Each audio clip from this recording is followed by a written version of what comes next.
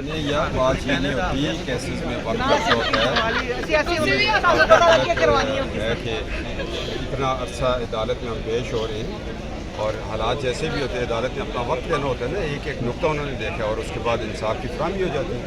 جب اسی عدالت نے ہم اڈیالہ جیل میں تھے ضمانت دی تھی نا، وہ کیس آپ نے پڑھا تھا ضمانت کے کیا لکھا تھا؟ ہاں انہوں نے کہا مفروضوں پہ سزا دی ہوئی ہے۔ اس وقت ہم جیل میں تھے، کون سے ہمارے رابطے تھے؟ عدالتوں سے کوئی رابطہ نہیں کر سکتا۔ ہاں یہ ہے کہ کوئی ریٹائرڈ جج اپنے بیٹے کے لیے رابطہ کرے تو وہ کر سکتا ہے۔ سر آڈیو لیکس کا آج کل بڑا اتنے خطرناک نہیں، جو عمران کی ویڈیو آ جائے گی جب وہ کالا باغ ایک ریسٹ ہاؤس سے رات کو بھاگ گیا، مگر اس وقت اس کو عقل تھی، سیدھی سلوار پہن کے بھاگا تھا۔ عمران خان صاحب کہتے ہیں کہ جو ان کی آڈیو لیک ہوئی ہے اعظم خان صاحب کے ساتھ، تو وہ کہتے ہیں شہباز شریف وغیرہ نے لیک کی ہے۔ نہیں تو وہ نواب آف کالا باغ کے جو ریسٹ ہاؤس میں مہمان بن کے گئے تھے، وہ جو ویڈیو ہے وہ بھی شہباز شریف نے کی تھی۔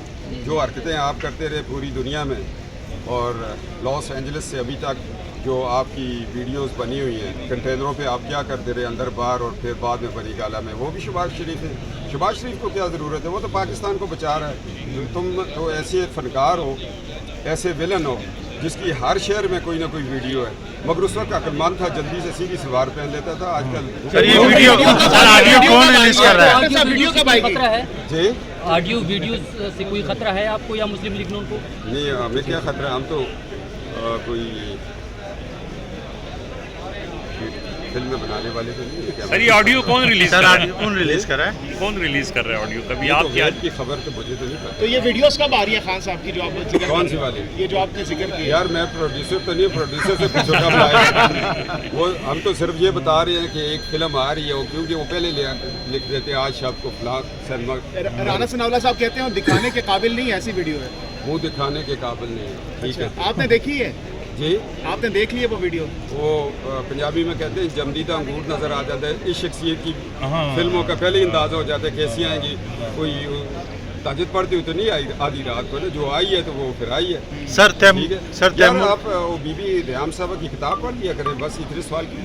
سر تیمور جھگڑا کی آڈیو ریلیز ہوتی ہے جی عمران خان پہ قانونی کارروائی ہوگی؟ پہلے تو اخلاقی کارروائی کریں گے، جی جی، پھر قانونی پہ آ جائے۔ قانونی کیوں نہیں ہوگی؟ آئین ان کو ڈھونڈ رہا ہے، تعاقب کر رہا ہے ان کا۔ سر تیمور جھگڑا کی آڈیو ریلیز ہوتی ہے تو اس پہ نون لیگ بہت شور شرابہ کرتی ہے، جب نون لیگ کی ہوتی ہے تو وہ کہتے ہیں کہ یہ کچھ نہیں عام میں چلتا ہے، جی اس پہ کیا کہیں؟ جو ہماری مسلم لیگ نے کہہ دیا وہی میں بھی کہنا چاہتا ہوں۔ بہت شکریہ سر۔ یار یہ تو میں 4 سال سے آپ کا سوال پوچھ رہا ہوں کہ نواز شریف صاحب کب آ رہے ہیں، مجھے یہ بتائیں کہ جس طرح ڈار صاحب آ گئے اس طرح وہ بھی آ جائیں گے، تو آپ کیوں لانا چاہتے ہیں جلدی جلدی ان کو؟ یہ بتائیں سر وہ بھی پی ایف میں آئیں جو گے؟ ان کے چاہنے والے ہیں وہ بہت شدت سے انتظار کر رہے ہیں۔ چاہنے والے کہتے ہیں ہم پہلے ذرا میدان سیدھا کریں نا۔ تو نواز شریف صاحب 7 سال آپ جب آئے تھے تو پھر آپ نے 2 تہائی اکثریت لی تھی۔